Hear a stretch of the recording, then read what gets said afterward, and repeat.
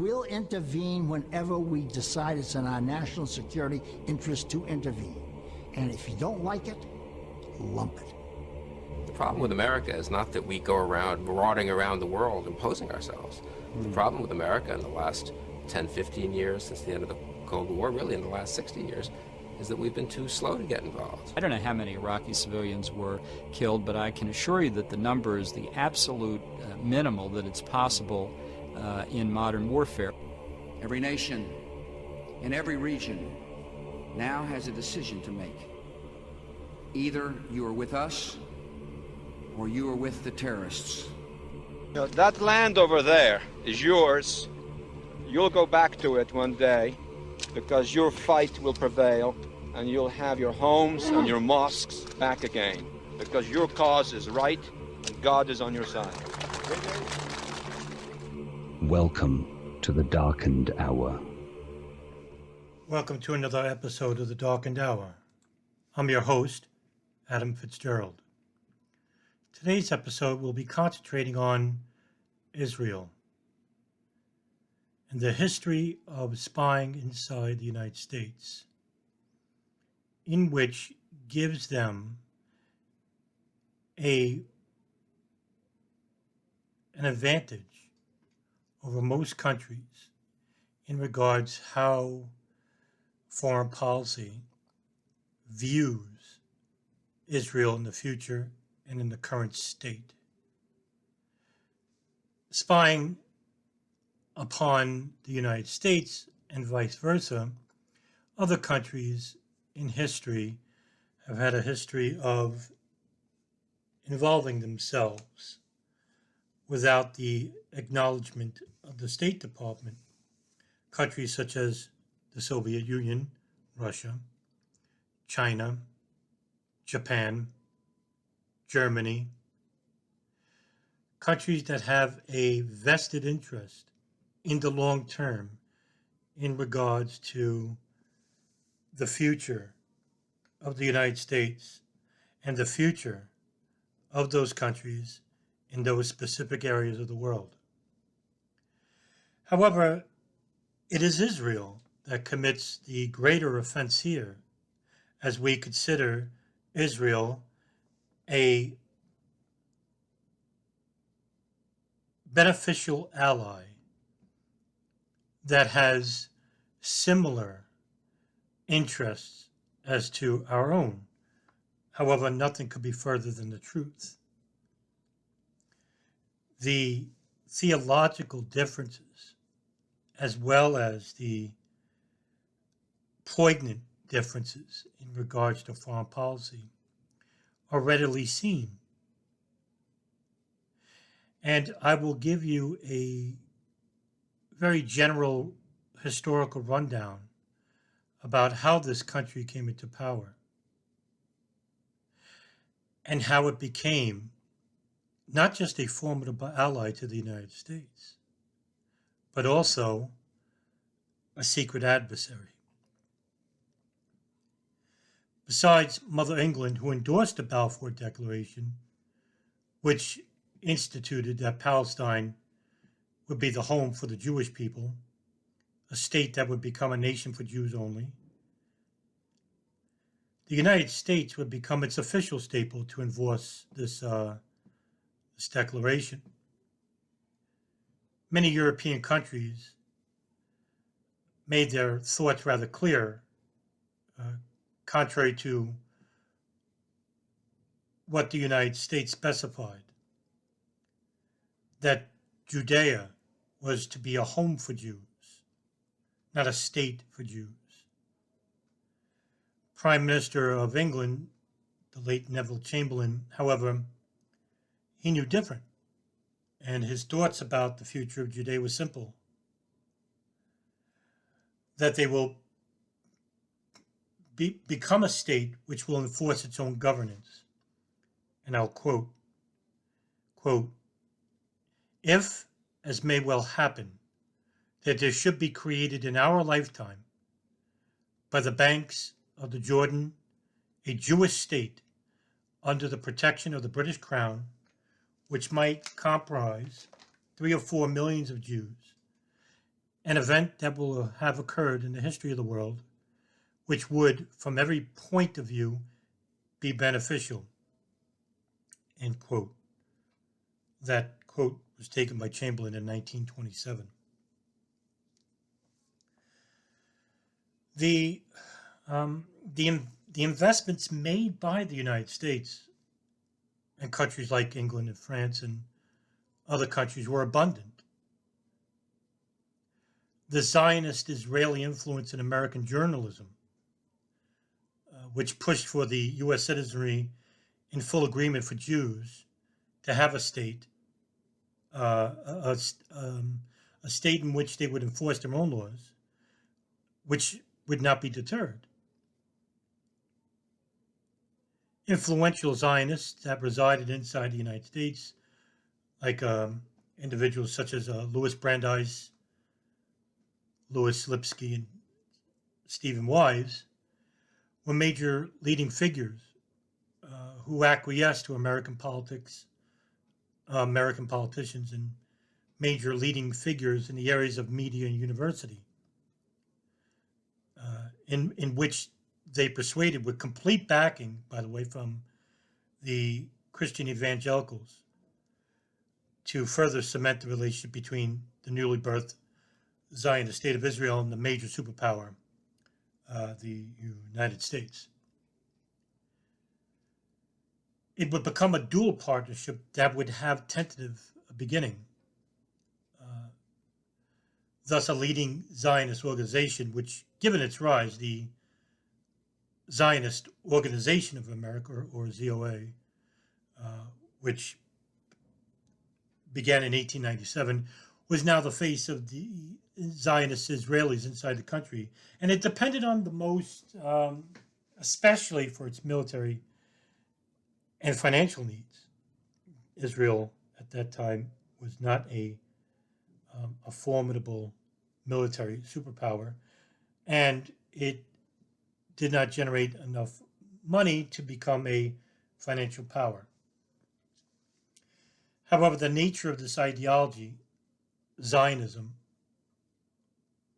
would become far too dependent on its own wants rather than what it actually needed from the United States.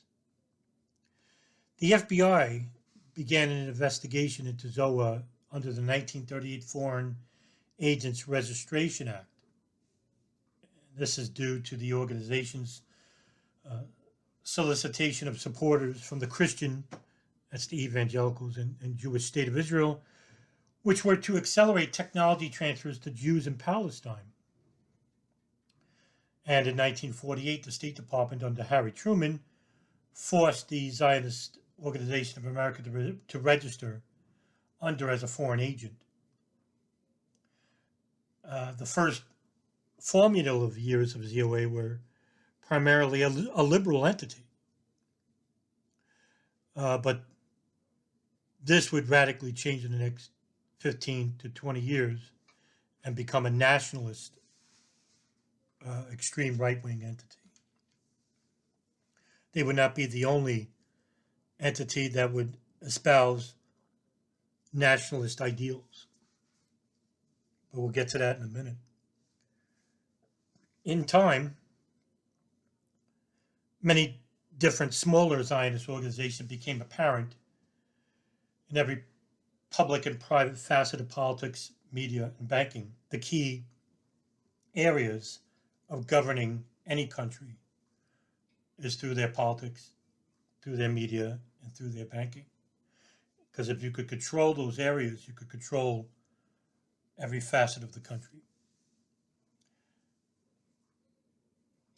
Influential figures from these Zionist organizations, like the ZOA or the American Zionist Movement, or the Nefesh B'Nefesh, and the Merkaz USA, and of course the more notable and more pronounced organization, which is the American Israeli Public Affairs Committee, or I'll just use in short AIPAC. which would specifically cater to the American political spectrum of all parties. They did not concentrate on a specific. This would be key in influencing foreign policy regarding Israel. They did not really much care for foreign policy of the United States, which makes AIPAC a very unique organization in its own right, that it's the only organization inside the United States which caters to all of the elected officials inside the host country while directing that influence to its own policies. But behind the scenes is likened to a growing cancer cell, the Israeli Spies, which long hindered the American public and private sectors. And this would be key because even though that the Israelis, as well as the United States, consider each other mutual allies, it is Israel which doesn't trust the host country in which it owes its allegiance and existence to. But if you're a country which is surrounded by Arab countries, of course, the right thing to do would be to infiltrate your adversaries and allies through the use of spying, covert spying, to get an understanding of how you view said country. Spying into White House activities, all the way down to monitoring American popular opinion of Israel in such areas like universities, corporate offices and workplaces, and even in law enforcement centers. Israeli spying inside the United States is a taboo of sorts, even from local federal agencies, which were never permitted to speak about its existence, even within their own circles. More notably, the Federal Bureau of Investigation, as well as the Department of Justice. One of the most egregious cases of espionage that included Israel was in the case of Johnathan Pollard, who just made the news as of the last couple of days about him being released out on parole. Pollard was born in Galveston, Texas, to a Jewish family, and seemingly became an ardent supporter of Israel as he became aware of his family's ordeals during the Holocaust and World War II. Pollard, who applied to become an intelligence officer in the CIA, in which he was turned down, became a Navy Field intelligence officer in 1979. But the key period would be 1984, in which he became acquainted with Aviam Sella, who was a combat veteran within the Israeli Air Force and who participated in both the 1967 Arab-Israeli Six-Day War and the 1982 Lebanon War. And Pollard left to take a sabbatical inside it was Sella who left to take a sabbatical inside the United States in 1983. And he took a course on computer science at NYU. Pollard, who had met Sella in this time frame, told Sella that he worked for U.S. Naval Intelligence and told him about specific incidents where U.S. intelligence was withholding information from Israel, and he offered to work as a spy. It was a relationship which provided Sella with remarkably sensitive and classified data in which Pollard stole from naval officers. In which Pollard would in time have a handler for this information. And his name is Rafi Eitan. His last name is spelled E-I-T-A-N. And Eitan was a career intelligence officer who was positioned as chief of coordination with the Shin Bet and the Mossad. It was later in 1984 where Eitan initialed an espionage operation inside the United States, and he became the leading figure in which he recruited Pollard through Sella. However, the Office of Naval Intelligence got wind of Pollard's activities. In 2014, in an interview, I believe with the Times of Israel, Eitan would affirm that not only did Israeli intelligence know about Pollard, but so did Prime Minister Shimon Peres and Defense Minister Yitzhak Rabin, in which he quotes, quote, Shimon Peres and Defense Minister Yitzhak Rabin were aware of the spies' actions. Eitan, after some deliberation, responded, of course, end quote. On June 3rd, 1986, Pollard pleaded guilty to one count of conspiracy to deliver national defense information to a foreign government. His sentence was quite damning. It was a life sentence from Judge Aubrey Robertson Jr. And almost immediately after sentencing, the U.S. State Department would become flush with calls from major Israeli intelligence figures, not just in the military, but government offices over the years, pressuring for Pollard's release. In 2002, Israeli Prime Minister Benjamin Netanyahu would actually visit Pollard in prison. During the Obama administration, it became apparent from both the Republican and Democratic parties that Pollard's release was at the forefront. That just goes to show you the power of the AIPAC lobby, in which it holds over both of the major political fronts.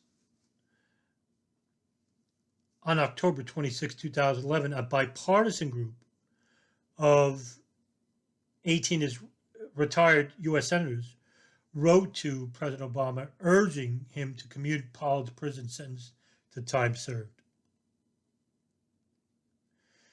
On July 28, 2015, Pollard would be requested parole through the granted accommodations from the U.S. Parole Commission Board. And in 2015, the Israeli Knesset, which is the congressional district of Israel, would pass a bill which would, in essence, have the Israeli government fund Pollard's housing and medical expenses. But the bill was rescinded from passing in 2016. This instance of Israeli espionage would become rather a consistent routine, which would increasingly become more apparent in the 1990s. On May 5, 2000, J. Michael Waller and Paul M. Rodriguez, journalists from the now defunct Insight magazine, wrote a very lengthy and damning article which brought to light the massive abuses of Israeli espionage. The in-depth report entitled FBI Probes Espionage at Clinton White House. But the article went into full details just how proactive the Israeli Mossad was inside the United States, inside the most sensitive areas of government and law enforcement. The report, in which encompassed a 12-month investigation for both Waller and Rodriguez, in which the FBI had looked into allegations that implicated the Israeli government had penetrated 4 White House telephone lines and was able to relay real-time conversations on those lines from a remote site outside the White House directly to Israel for listening and recording. Quite shocking when you look at it from the perspective that this is a noted ally. that they would be so brazen to conduct covert espionage inside the country, not just inside, but right close up front to the most sensitive areas of government. The report also went into detail about how the Israeli Mossad had also monitored phone lines of certain unnamed officials who worked within the State Department, within the Pentagon, and even secret FBI phone lines.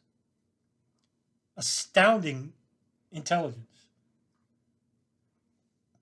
Both Waller and Rodriguez said the FBI investigation had been launched in early 1997 when a local telephone company manager became suspicious of an Israeli employee of Amdocs, which was an Israeli company that sells billing software to telephone companies.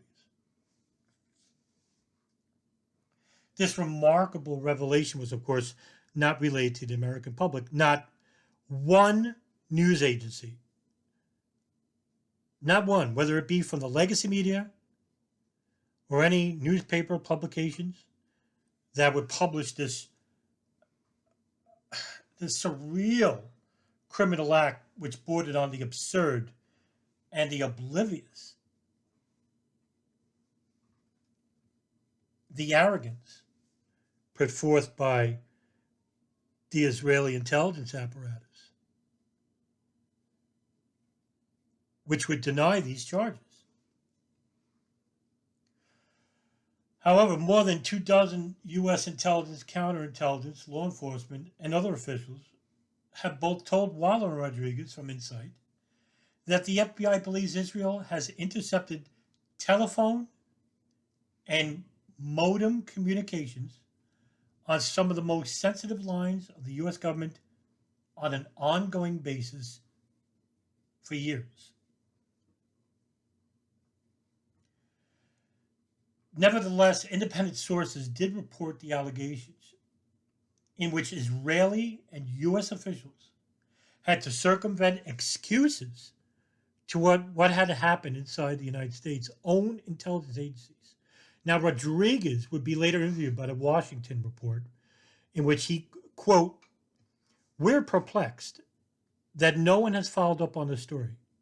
We think it's news by any stretch of the imagination.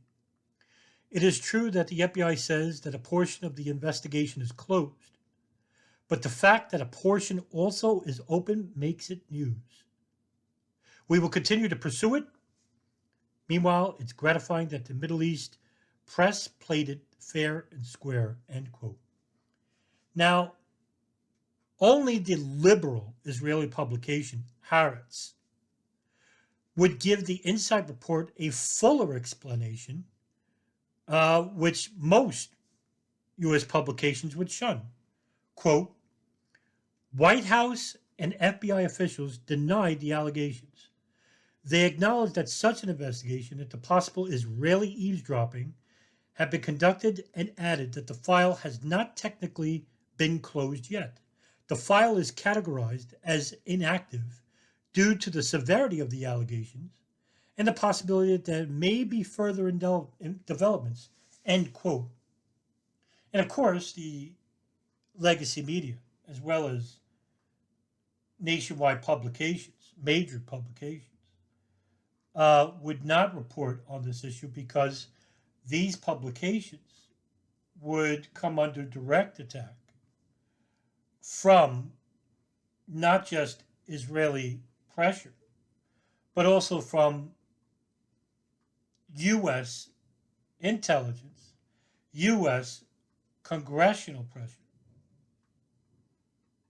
in which these major corporations that have a vested influence, financial influence in these publications would be the conduit in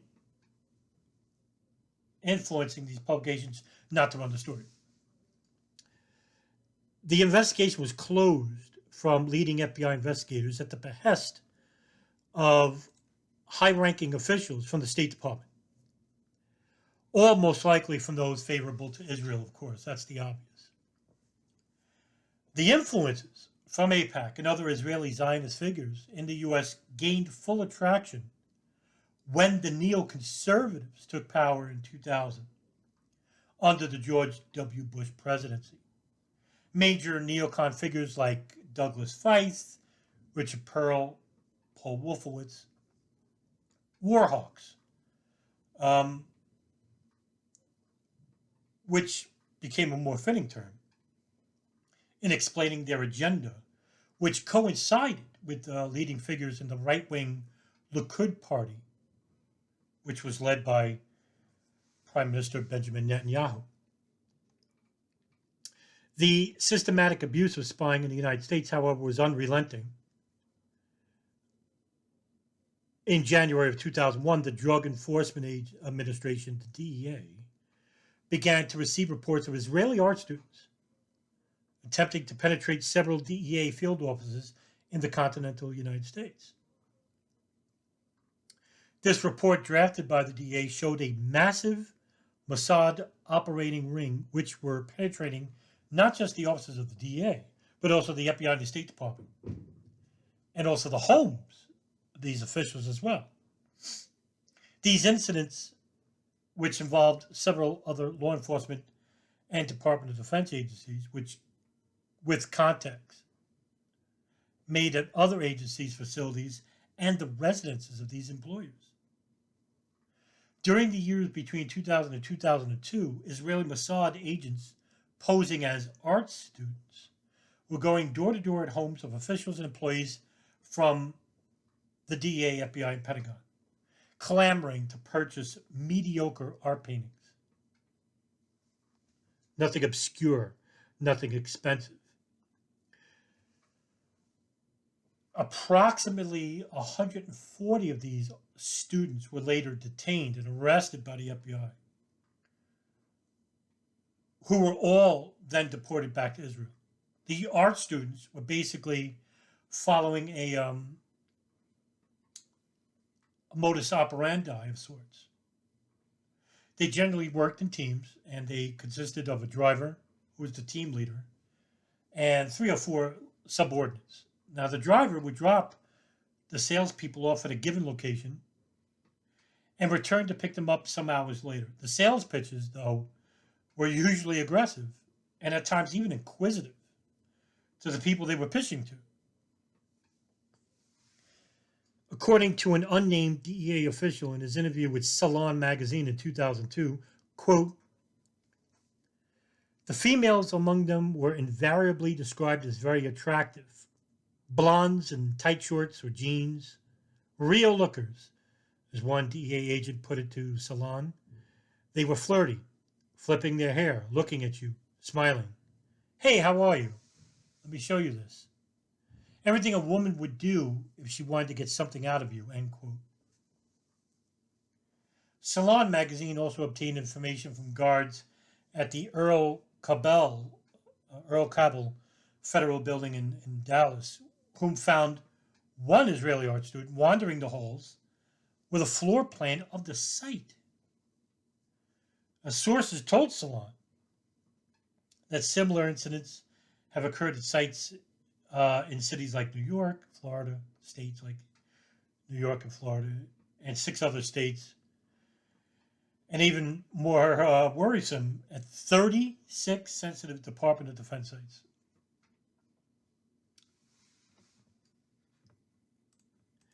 In a related report from Anna Werner, a reporter based out of Houston 11 News, in which no official would talk to her on air about the Israeli art student story, she would rely on 11 News military and terrorism analyst Ron Hatchett for his take on the scenario described above.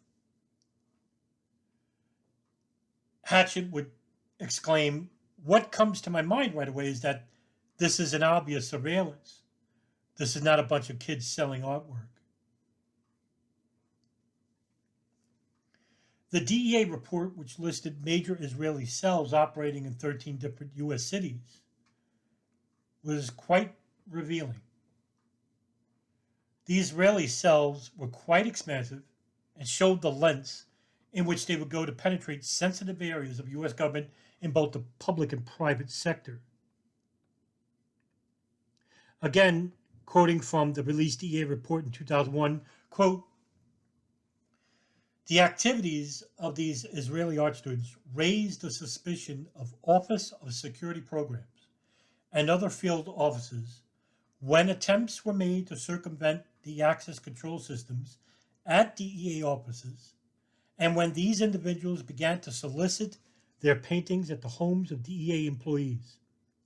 The nature of these individuals' conduct, combined with intelligence information and historical information regarding past incidents involving Israeli organized crime, leads the Office of Security Programs to believe the incidents may well be an organized intelligence gathering activity. It is believed by the Office of Security Programs that these incidents should not be the basis for any immediate concern or the safety and security of DEA personnel. However, employees should continue to exercise due caution in safeguarding information relating to DEA investigations or activities. DEA Orlando has developed the first drug nexus to this group. Telephone numbers obtained from an Israeli art student encountered at the Orlando DEA, which been linked to several ongoing DEA MDMA ecstasy investigations in Florida, California, Texas, and New York. The Orlando DEA has opened an investigation that is being coordinated with DEA headquarters, end quote. A massive, not just a massive espionage ring, but also a drug ring. So there would be 3 rings inside the United States between the years 1996 to 2002, with the Israeli art student ring being the largest among them. With the Israeli drug ring, with drug funding comes black operations, as well as the Israeli moving systems companies, which I'll talk about in just a minute. Israeli officials would soon begin to feel the backlash from those involved in the espionage ring, leading Yafa Ben Ari, who's spokesman for the Israeli Foreign Office Ministry, to prepare an immediate denial of the charges while declaring the report as nonsense, that Israel would openly spy on the United States. After the September 11th attacks, some would speculate that the Israeli art students were shadowing Arab militants from Hamas in states like Texas, New York, Florida, and even California. The DEA report said most of the students questioned by American investigators acknowledged having served in units of the Israeli armed forces specializing in military intelligence, electronic signals interception, or explosive ordnance. All the while, Israeli youths, some whom were Mossad operatives, were employed within certain moving companies located in New York, New Jersey, and Florida, whom were closely monitoring members of the Hamburg cell. 3 of them being suspected pilots: Mohammed Atta, Marwan al-Shehi, Ziad Jarrah. These moving companies like Urban Moving Systems, Classic International Movers, Moishi Movers, White Glove Movers, would suddenly become at the forefront of the September 11th investigation headed by the FBI, which was codenamed Pent Bomb.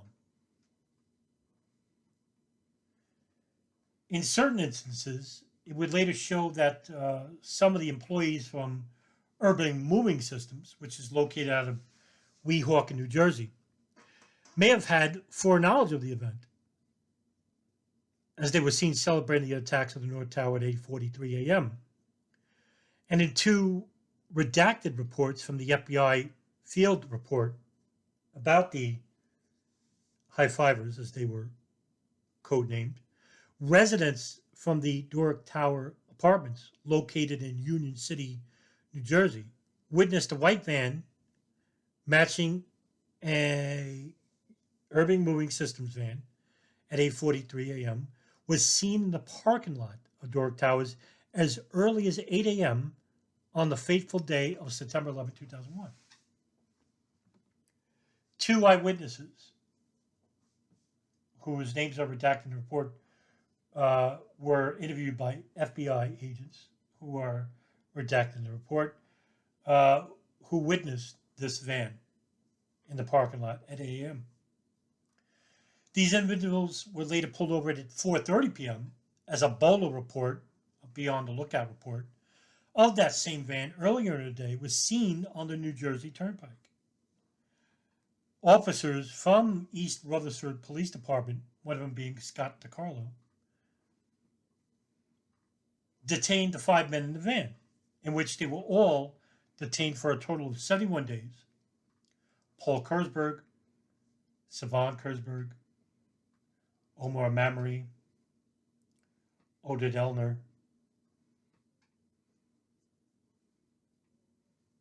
and I'm drawing a blank. Forgot the 5th name. Anyway, Paul Kurzberg was one of the 5 Israelis detained, refused to take a polygraph for 10 weeks, in which his lawyers then accepted to take part and failed in most of the questions posed to him. The FBI will later try and get a second interview with Urban Moving Systems manager Dominic Suter. And Suter immediately fled to Israel, basically leaving the company behind with months of storage, undelivered to clients. However, only 2020, led by John Miller, would embark on a journalistic piece regarding the mystery of the 5 Israelis, who were later dubbed the dancing Israelis by the American media. The story would also die in the vine, so to speak, as par for the course, anything related to U.S.-Israeli criminality. There were other Israelis that were detained on 9/11, 2 of them being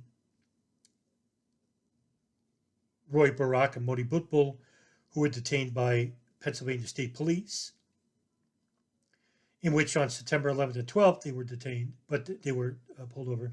But on September 12th, they were detained only because the truck that they were driving, in which they claimed that they were going to a client out of state to Ohio, in which Pennsylvania State Police contacted Dominic Suter and asked if there were any clients, in which Suter claims that he found it strange because due to the previous day's events, the moving company would not have clients outside of the state of New Jersey. Pennsylvania State Police, as well as the FBI, interviewed Barak and Modi Butbul and gave very generally vague and unresponsive answers at times regarding the nature of their business on September 12th regarding a client in which they couldn't name and couldn't tell you what the address was. It just so happens that the route that they were taking was a route that led to Shanksville, Pennsylvania, where Flight 93 had crashed. Meanwhile, the United States-Israeli partnership continues to grow at exponential rates, which continue to have a general negative outlook at the geopolitical spectrum and also from an internal viewpoint. Can those who cater to the Zionist entities within Israel continue to be a friend to the United States while it commits repeated acts of espionage against our most sensitive areas of government? Or have they become a liability to the United States in general? Some agencies and adversaries would opine on the latter, while those emotionally invested to the self-determination of the Zionist agenda would commit to the former even at the behest of being compliant to its criminality happening from within.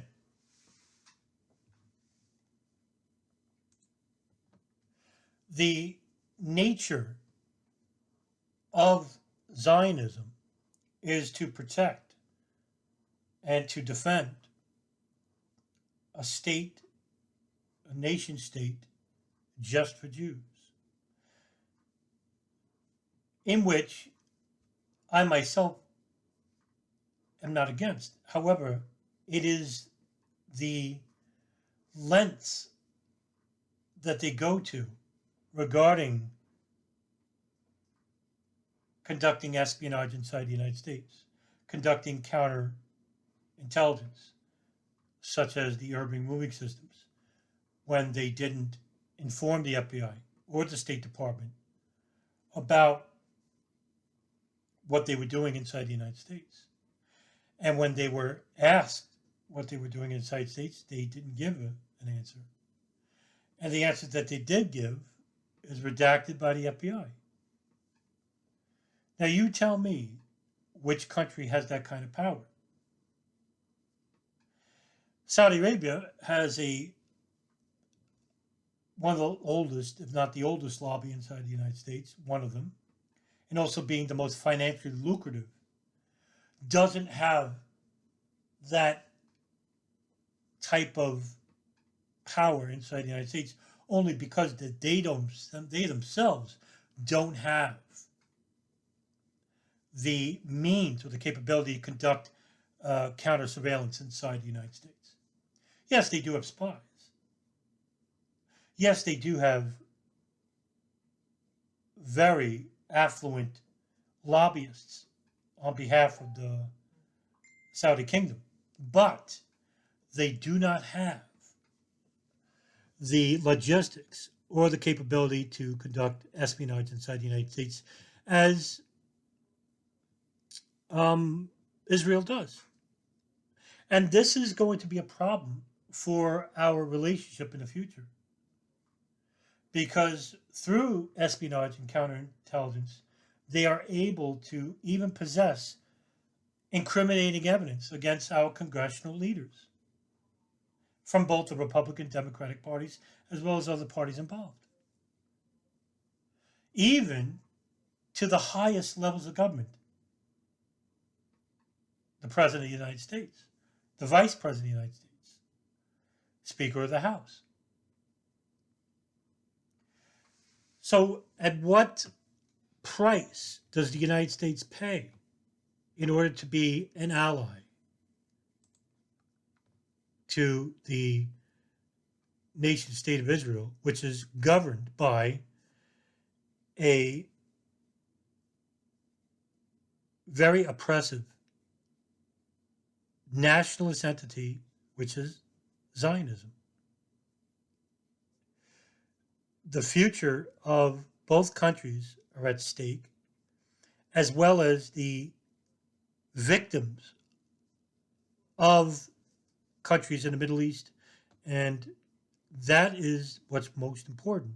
Our foreign policy is being shaped on behalf of the Israeli lobby and the Zionist regime.